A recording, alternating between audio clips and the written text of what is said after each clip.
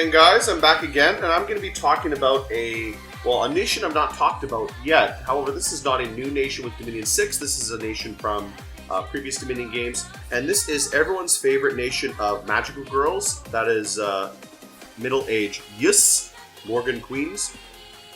So this is a nation I'm going to be playing in a upcoming multiplayer game. Actually, the game's already started, and I'll show my first turn. I've not looked at the map yet. I've not looked at what the situation is. So I'll open it up at the end of the video and then take a look at the first turn and what I imagine my plans will be. So this is a nation descended from the Tuatha nations, such as Tirnanog in early age. Now, this is some of the, elves from Tirnanog go under the ocean, specifically the sorceresses. This is a mostly female nation with some merfolk kind of marrow guys as well. But your main units are your Morgan elves. These are all female only. And then you have a bunch of your marrow troops as well as your generic marrow casters, marrow druids, and things like that. So let's talk a little bit about this. This is a very interesting nation. This is a nation I like a lot, and I'm a bit more familiar with it than some of the newer nations since I've played this online a few times. However, this is also a very difficult nation. Now, it could be very good and very bad at the same time. Yis, I kind of would say, is a bit of a glass cannon type of nation. You really want to be aggressive as Yis, and you really want to expand quickly as possible, especially onto the land. However, you can often get hit badly and really collapse very quickly if someone decides to push on you, especially from the water. Now, oddly, because this is an underwater nation and your capital is underwater, and you're such a capital-heavy nation where all your best units, all your best mages are capital only, and even most of these, I think even the Isian Druid is underwater only. I don't know if you can get this on land. So most of your best mages, the Isian Druid, the Morgan mages as well, I think are only underwater, and these three, the Morgan champion, Morgan princess, and so on, are capital only. So this makes you really, really tied to the water, and you're very weak underwater, to be honest. You have this lineup on the left here. These are all your underwater recruits. Now, you have access to good cavalry, and to be honest, as an underwater cavalry unit, your Knights of Yis and your Sacred Morgan Morvac Knights are both pretty good. But compared to a lot of other underwater options, they're not that great. I mean, they're okay. They're both pretty good. The real problem is your mages are just not up to snuff to compete underwater. Now, they're very, very good on land, but underwater, they tend to suffer. Let's take a look at some of the nation here. We'll look at the troops in a little bit, but let's look at the mages first. I'm going to start with the biggest mage. This is your Morgan Sorceress, and this is kind of the star of the nation, I guess. This is what lets you pull off a lot of your more interesting tactics, and this also gives you the widest path spread.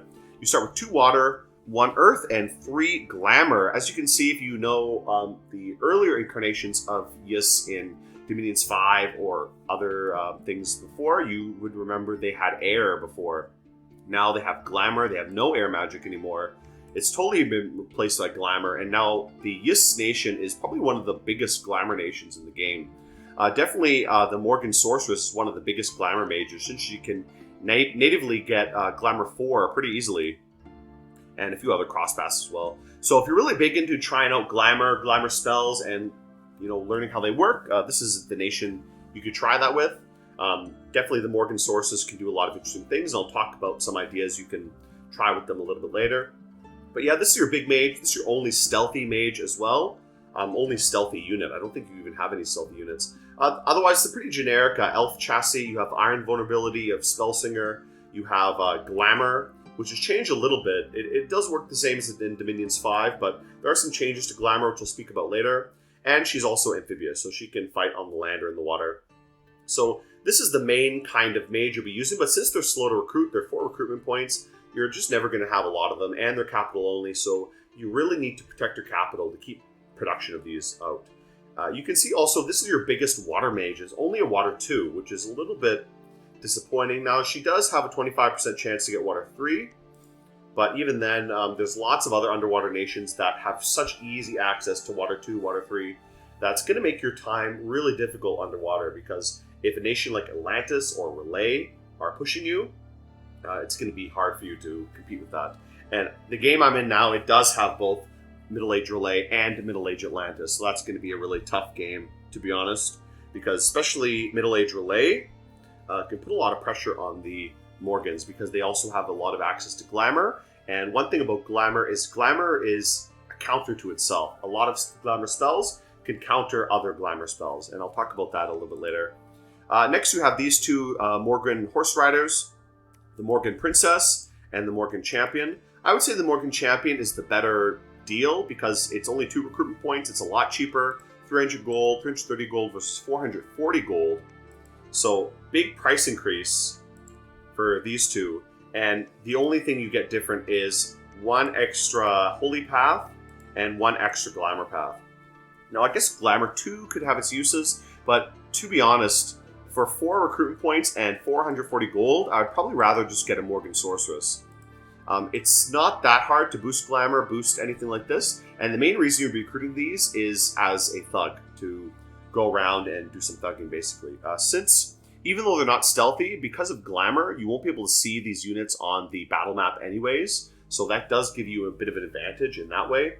So they'll still be able to detect you, but you won't be easily able to see the troops on the actual battle map, as you would normally be able to. So we can say that here. Definitely this is the main one, the Morgan Champion. This is the one you want to be recruiting for your thugging. But again, you should try to balance recruiting this and recruiting the Morgan Sorceress. Probably try to get as many Morgan Sorceresses as you can really realistically afford. All the mages are really expensive at Dominions 5 now, but try to get a few of these Morgan Champions. These do make good thugs. Now, with the changes to the mounts as well in Dominion 6, they're quite useful if they ever die.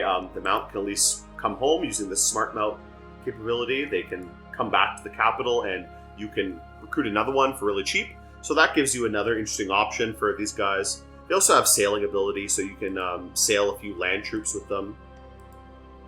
You can see specifically this horse has the sailing ability. So if you have a few land troops, you can sail them across the ocean, which is kind of nice in that case. It makes it a little bit easier to ferry around some of your land recruits. But let's move on here. This is, again, as I said, the main kind of battle mage or thug you want to be recruiting. The Morgan Princess, I feel, is kind of awkward. I mean, you don't really get enough for what you're paying for. And for recruitment points, I would just rather get a sorceress for that. Next, you have your Druid. This is your kind of the bulk of your mages should be this one. Probably you're going to be recruiting a lot of these. Now, I believe they're underwater only, but I can't really recall. I have to check again in the game. But this is pretty basic. This is a pretty decent mage. I mean, he's pretty cheap. He's got good research. He's sacred, so he'll be very cheap for upkeep. He's amphibious, so you can put him on land or in the water. It doesn't really matter too much. And he's got good paths, water and earth, and a random for any of these 4. So we can get 2 water, 2 earth, maybe an astral, so you can put these guys into communions, maybe a nature, which is nice as well. But I'd rather get either astral, earth, or water for this guy.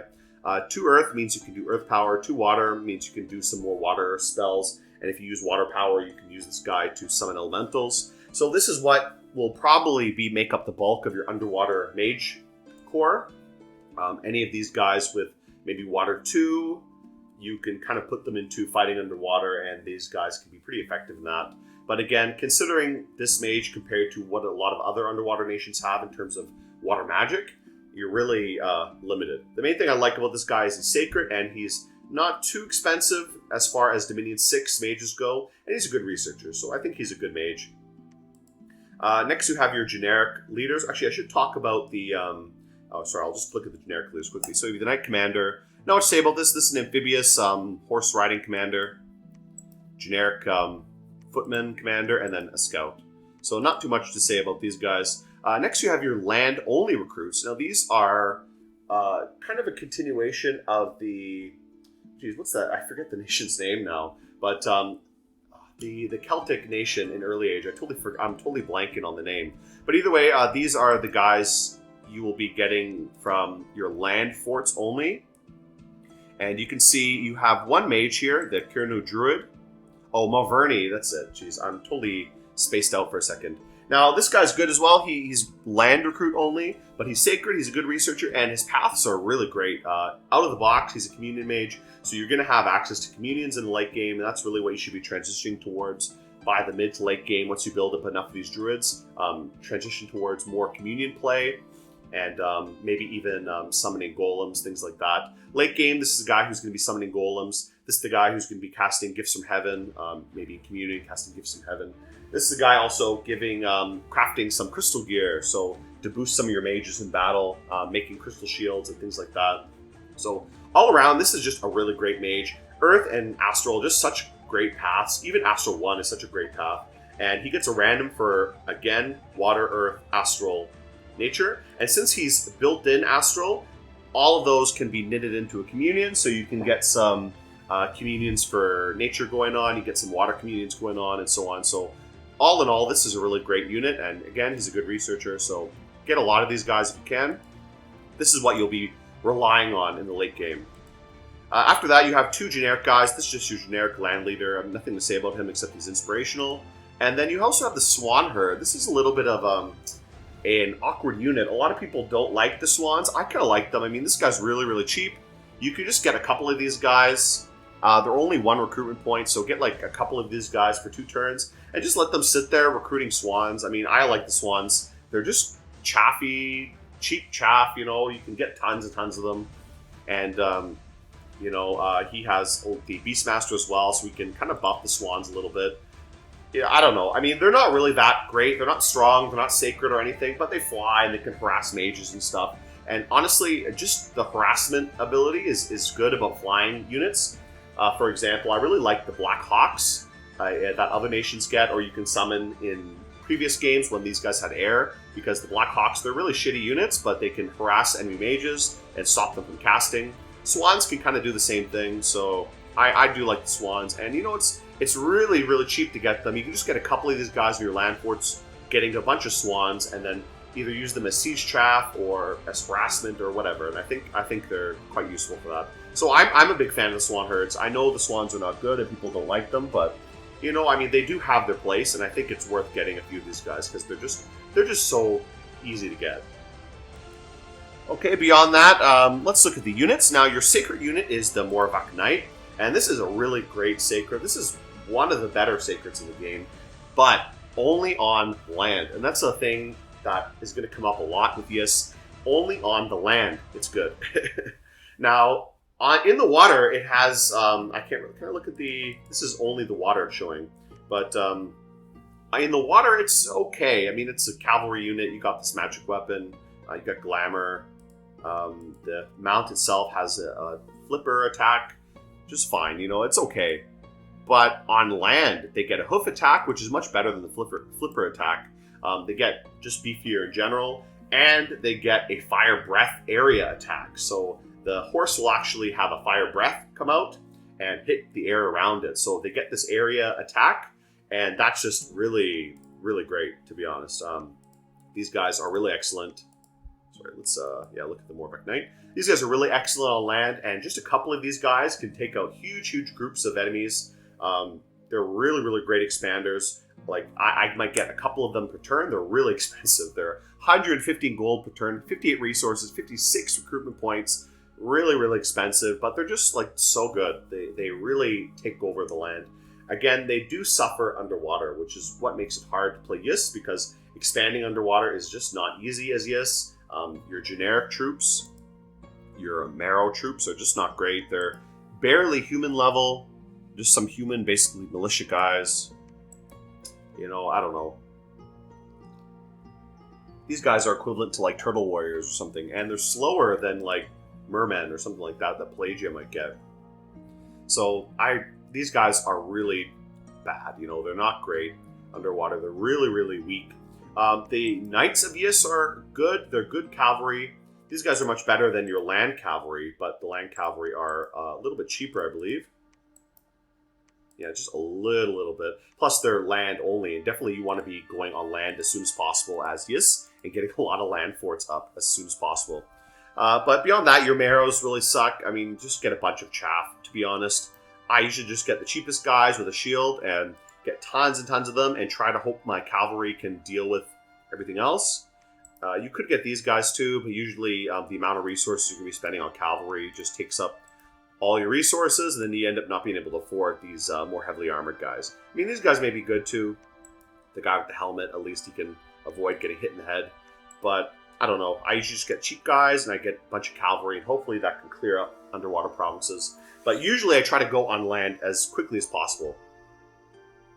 On land, you have these guys. Not much to say about them. They're all good chaff. The Kernu warrior is kind of like a light warrior. He's got a javelin. I like these guys. They're very buffable, and you're really easy to buff your units with your druids or even your marrow guys. So you can buff guys really easily, and these are great. Like in the mid to late game, you can get big armies of these guys with javelins, buff them up, and you know they're good chaff. They're good like line holders. The Kirnu nobles are a little bit better at holding the line and such like that. There's not much to say about them. They're just a little bit better. They're kind of like a medium infantry compared to a light infantry. And last we have this cavalry. Now this cavalry is not as good as the Yis cavalry, the Yis knights, but they're a little bit cheaper and you can get them on land, so that's good about them too. They're not bad. A cavalry is cavalry, and cavalry is always good, so I would recruit them, so there's nothing much to say about it. Alright, so that's Yis, that's the nation of Yis.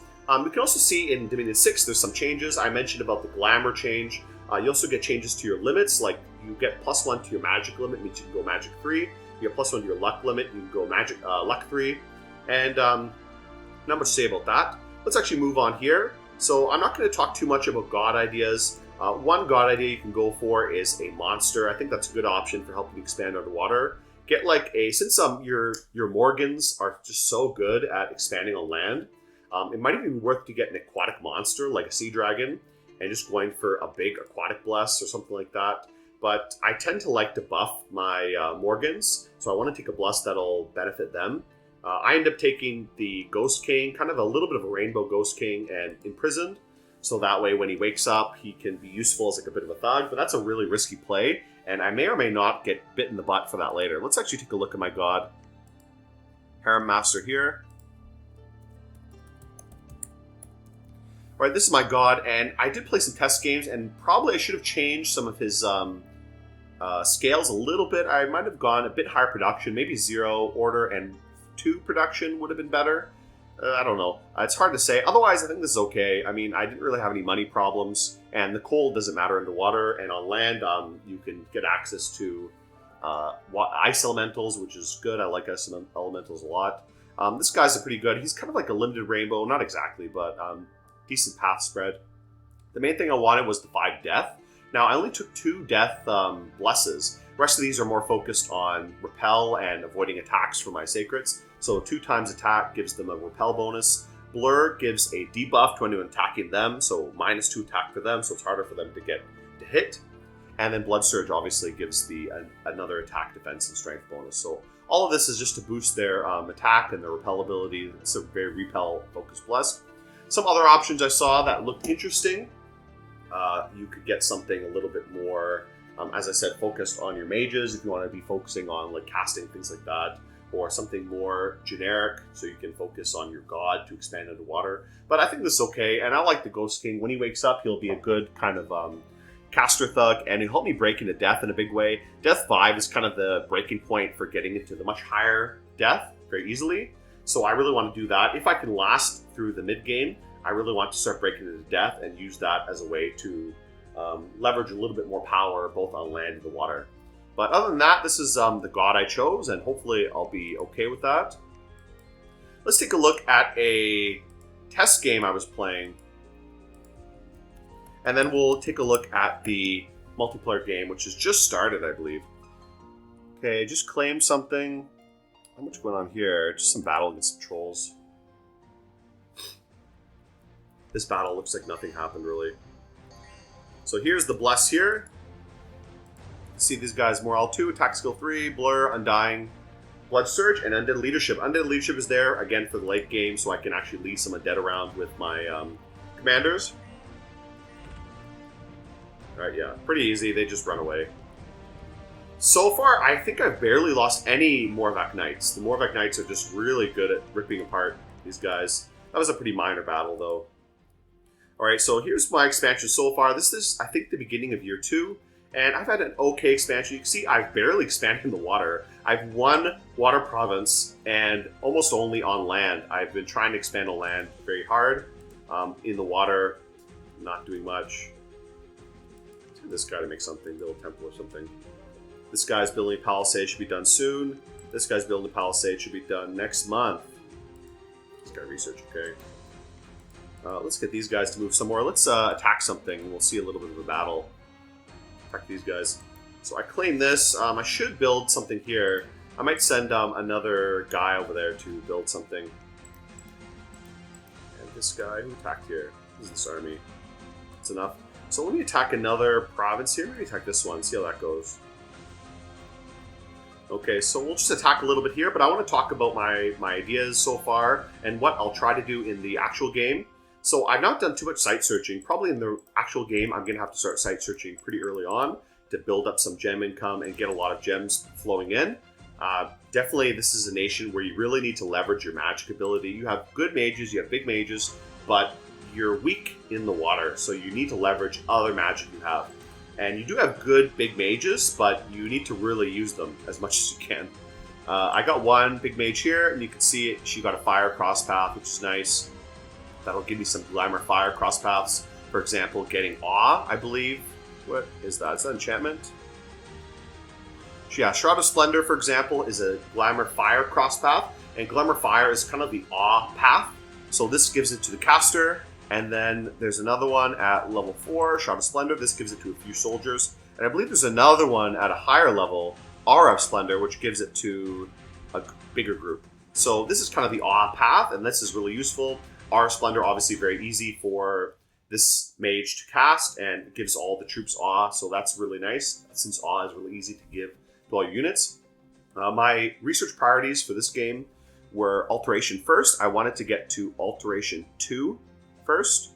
Now, this is to get Mirror Image and Blur, specifically Mirror Image. I took Blur as a Bless, so I don't actually know if Blur will stack on top of the Bless. I need to try that a little bit more. The main thing was Mirror Image. Now, Mirror Image has changed in Dominion 6. It used to be that it would give you the glamour effect where you have multiple copies of yourself. Now it actually creates more copies. So my elf units already have a few built-in copies, but casting Mirror Image will give them more copies. So if Glamour 1 mage casts Mirror Image, he'll get 2 extra copies, or she will get 2 extra copies since all my mages are female.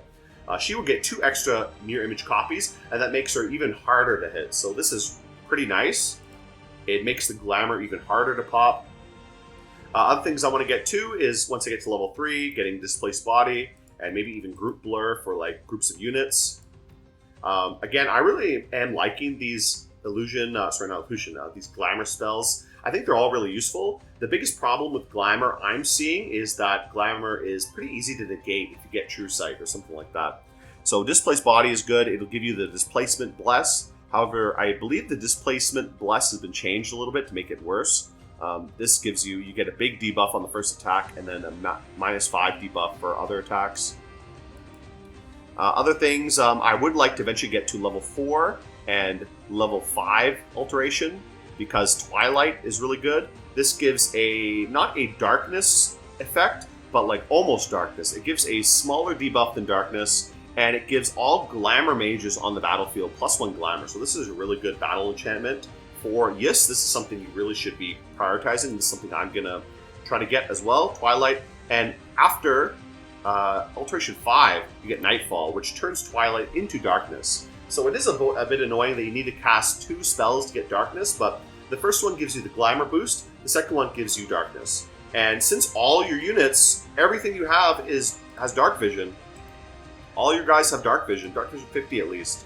So you're going to have a big advantage fighting in darkness than anyone else. So this is a big play in the mid game, I think. Casting Twilight, casting Darkness, or casting Nightfall, and fighting against some other nation, like land nations that don't have dark vision. Again, that won't really matter in the underwater, because basically every underwater nation has dark vision, but that's something to think about and something I'm going to be trying to do myself.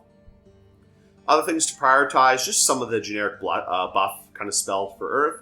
You are an Earth nation, obviously, so you want to be getting some Earth spells once you get your land forts up, so you can do some of these bigger Earth spells. Other thing I wanted to get was Enchantment 3, specifically to get Shroud of Bewilderment. This is a Glamour 2 spell, and it causes the surroundings to change. Basically, it causes a kind of confusion effect on people attacking you. So when an enemy attacks the unit under a Shroud of Bewilderment, it will cause them to possibly attack others around them. So unless they have True Sight or something like that, they may hit another unit near them, like their ally, rather than the actual unit they're trying to target. So this is another good spell to have to basically allow your units to buff a little bit more. And also Shroud of Splendor is what I wanted to get as well. This one, Gift of True Sight, this is a way for a Glamour Mage to negate other Glamour spells. It gives your units True Sight, so they'll be able to basically totally negate all these things, like Shroud of Bewilderment or Blur or whatever. So the kind of funny thing about Glamour is self-countering, so it counters itself. Glamour is the way to beat all the other Glamour spells, and Glamour has a lot of really cool, really possibly powerful effects, but True Sight hard negates it. So if you're a big Glamour nation, other Glamour nations are going to be like kind of fucked against you, basically.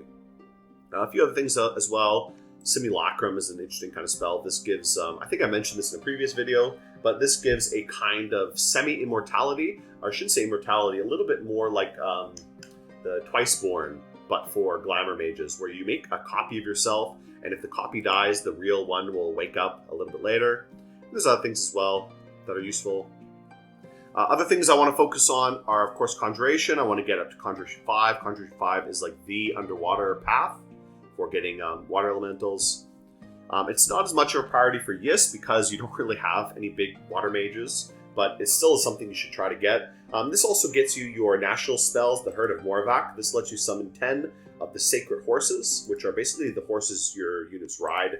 These are good. I mean, they're sacred. It's a pretty good spell cost-wise, 12 gems for 10 units. And the Morvac horses are just really good. They're all the exact same as the ones you're riding, except without armor. So they still have the same fire breath attack, still the same strong hoof attack.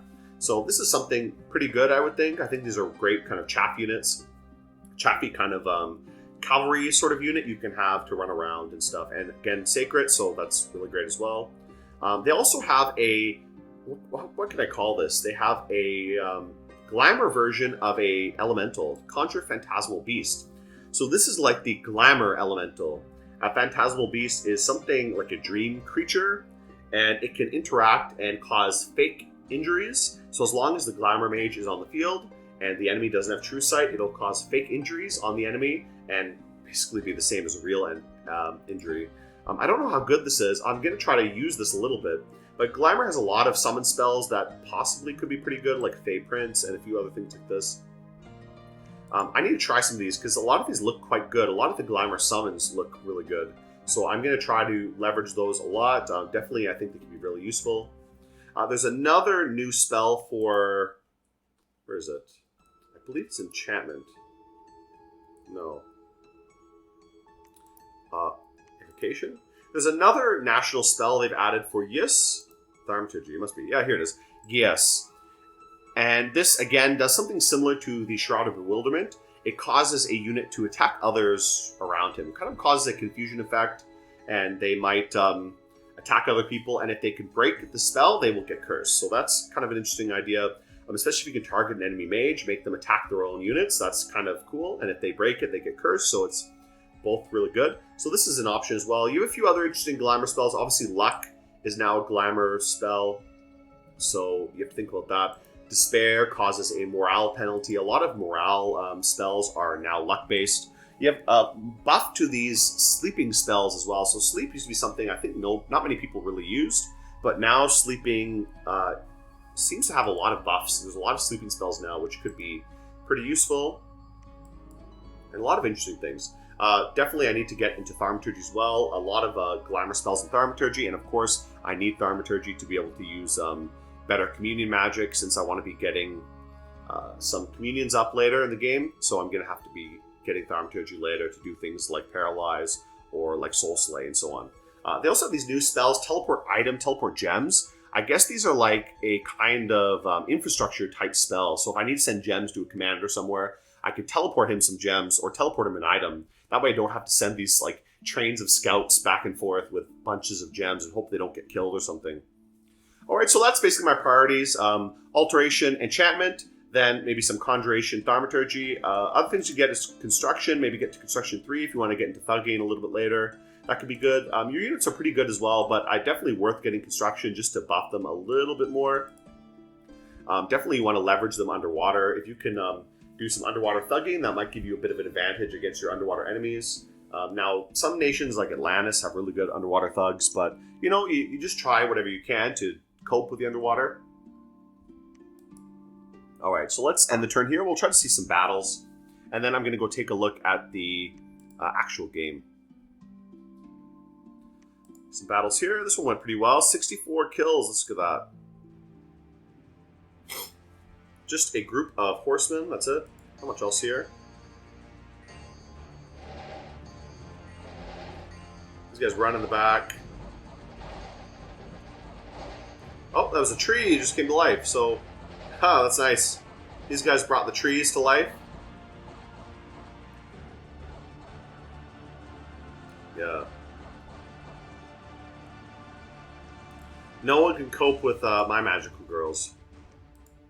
And let's see the other battle. This one went pretty well as well. Another big win for me. You see these Morvek Knights on land are so good. They're so good on land. These are like... it hurts playing Yes because on land, you're just like so dominant. And then in the ocean, you get beat up, like humiliated by other ocean nations. I haven't looked at the new map yet, so I need to take a look at that. You see, no one's even able to pop my glamour. The new glamour system is, again, they have to actually take out all the images. So every time they hit you, you lose an image, but you don't actually lose the glamour effect. So that's a new change with the glamour or mirror image effect. Is you can see this guy has 2 mirror images, right? Oh, sorry, that. But you can see that it actually, when they hit you, they hit a mirror image. The image disappears, but the glamour doesn't. So not until all the images are gone is your glamour effect gone. Okay, so not much else to say here. This is just a test game, I said. Let's actually go take a look at the... oops, I didn't mean to do that. Oh. Let's actually go take a look at the actual online game. So I'm playing as Yes. Uh-oh, where's my password? Uh-oh. I do have a password on my pretender. I hope no one can just go into my my thing.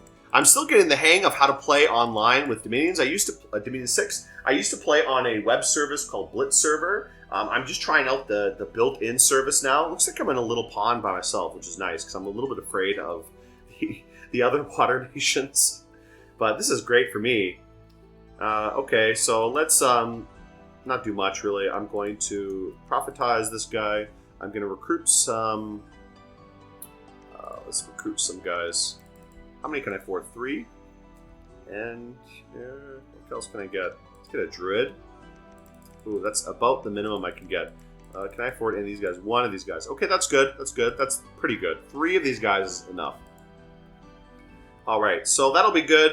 Nothing much else. I'm going to set up my research. Alteration is pretty low. Again, I want to get to Alteration 2 for now.